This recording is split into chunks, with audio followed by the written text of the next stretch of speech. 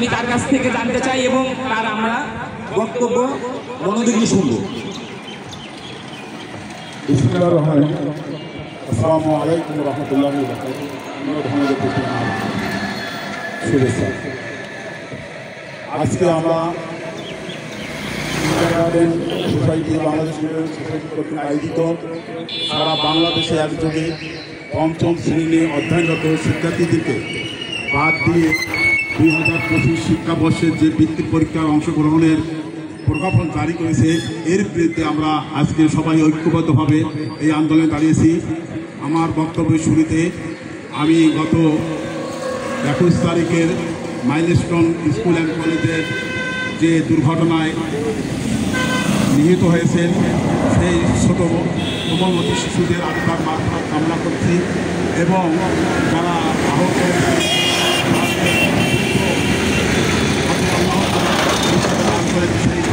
আশাবাদ ব্যক্ত করে আমাদের বক্তব্য শুরু করছি।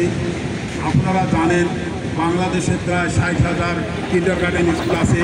যে কিন্ডারগার্টেন স্কুলরা প্রতিনিধিত্ব করে বাংলাদেশ কিন্ডারগার্টেন সোসাইটি এবং বাংলাদেশ কিন্ডারগার্টেন সোসাইটি অ্যাসোসিয়েশন।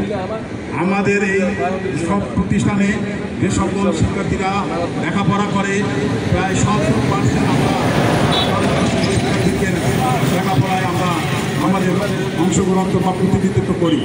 তাদেরকে বাদ দিয়ে আজকে যে বাংলাদেশ সরকার যে প্রজ্ঞাপন জারি করেছেন, শিক্ষা মন্ত্রণালয় প্রাথমিক শিক্ষা মন্ত্রণালয় যে প্রজ্ঞাপন জারি করেছেন যে পঞ্চম শ্রেণীর ছাত্র কিন্ডারগার্টেনের অধ্যয়নরত ছাত্রছাত্রীকে বাদ দিয়ে কিন্ডারগার্টেন বৃত্তি পরীক্ষায় নেওয়া হবে, সেটা আমরা এর প্রতিবাদ জানাচ্ছি। আমরা কখনোই যে পঞ্চম শ্রেণীর বৃত্তি পরীক্ষায় সরকারি স্কুলের ছাত্র অংশগ্রহণ করবে এটা আমরা কখনোই মেনে নেব না। কারণ আমরা ইতিপূর্বে 2009 সাল থেকে আমরা সমাপনী পরীক্ষা বৃত্তি পরীক্ষা সব কিছুতে আমরা অংশগ্রহণ করেছিলাম। আমরা সরকারি বই গ্রহণ করি, সরকারি নির্দেশনা মোতাবেক আমরা শিক্ষা প্রদান করি, তাছাড়া আমরা অন্য কিছু করি না। আমাদের এখানে যে সকল শিক্ষক শিক্ষিকারা অংশগ্রহণ করে তারা আজকে বেকার থাকতো, তারা তাদের স্বল্প শ্রমে তারপর অতি শ্রমে সব মানববন্ধন, এই মানববন্ধন সারা বাংলাদেশে একযোগে অনুষ্ঠিত হচ্ছে।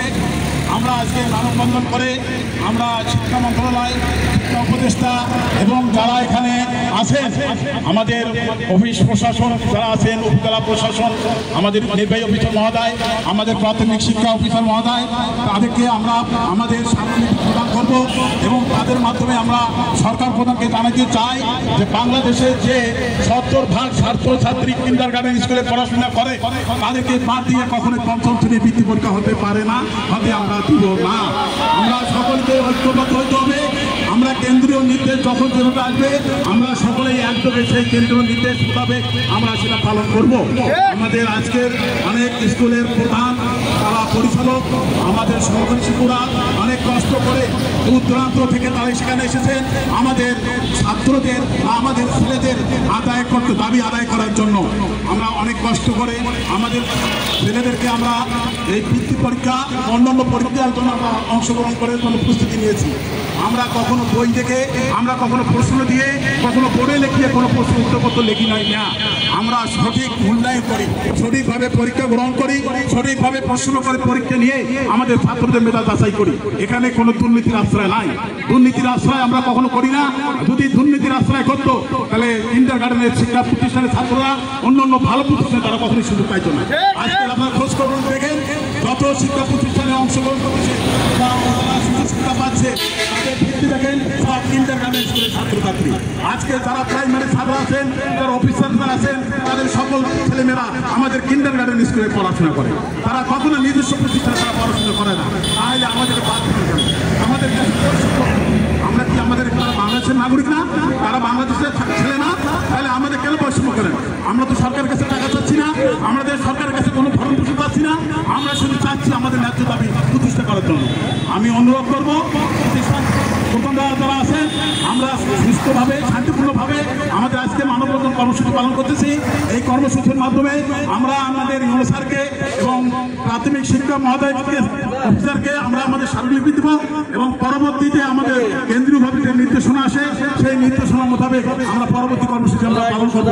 আমি সকলের এই সুস্বাস্থ্য কামনা করে আজকে আমাদের যাতে ন্যায্য দাবি ভবিষ্যতে প্রতিষ্ঠিত হয় এবং এই প্রজ্ঞাপন অদূর তাড়াতাড়ি বাতিল করে নতুন প্রজ্ঞাপনে বাংলাদেশ কিন্ডারগার্টেন স্কুল সোসাইটি এবং কিন্ডারগার্টেন অ্যাসোসিয়েশনের ছাত্রছাত্রীকে পঞ্চম শ্রেণীর বৃত্তি পরীক্ষায় অন্তর্ভুক্তকরণ করে নতুন প্রজ্ঞাপন জারির আবেদন জানিয়ে আমি আজকে বক্তব্য এখানে শেষ করছি। ধন্যবাদ আপনাদের সবাইকে।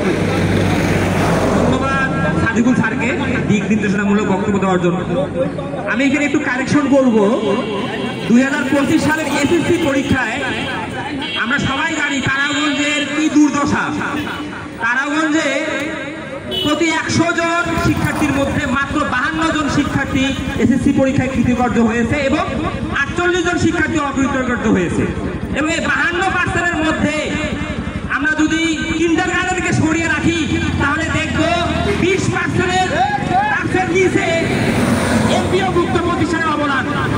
আমরা যদি নাম মেনশন করি তারাগঞ্জ সরকারি উচ্চ বিদ্যালয়, তারাগঞ্জ গার্লস স্কুল, এই স্কুলগুলো থেকে কোনো এ প্লাস পায়নি। আমরা যদি দেখি তারাগঞ্জ শিশু নিকেতন, এখান থেকে 2 জন এ প্লাস পেয়েছে। সায়েন্স ল্যাব এখান থেকে 1 জন এ প্লাস পেয়েছে। জিকেএস স্কুল এখান থেকে 1 জন এ প্লাস পেয়েছে। কলেজিয়েট স্কুল এখান থেকে 1 জন এ প্লাস পেয়েছে। মডার্ন সায়েন্স স্কুল এখান থেকে 1 জন এ প্লাস পেয়েছে। ইগোরসারি শিশু একাডেমি এখান থেকে 1 জন এ প্লাস পেয়েছে। তাহলে তাইমুল্লাহ কিন্ডারগার্টেন এখান থেকে 2 জন এ প্লাস পেয়েছে। ইয়াকি এখান থেকে 1 জন এ প্লাস পেয়েছে। তার মানে পড়ে শেষ করা যাবে না তারাগঞ্জের কিন্ডারগার্টেনের অবস্থান এবং তাদের অর্জন। তার কেন এই বৈষম্য? আমরা আসলে তারাগঞ্জকে একটি সুন্দর জাতীয় উপহার দিচ্ছি। আমাদের কন্ট্রিবিউশন আমাদের এত, কিন্তু আসলে আমাদের কোনো স্বীকৃতি নাই, আমাদের নাম করে ছাড়া কিছু নাই। আমরা উপজেলায় কখনো কোনো শিক্ষামূলক আমন্ত্রণ পাই না, যে আমাদের কোনো সিদ্ধান্ত নেওয়া হয় না বা আমাদের কোনো অনুভূতি প্রকাশ করার কোনো জায়গা নেই। কিন্তু আমরা দিন শেষে তারাগঞ্জকে শুধু দিয়ে আসতেছি, কিন্তু ফলশ্রুতিতে আমরা কি পাচ্ছি? আমাদের প্রাপ্তি কি? কোনো প্রাপ্তি নাই। কিন্তু দিন শেষে এমপিওভুক্ত প্রতিষ্ঠানের এত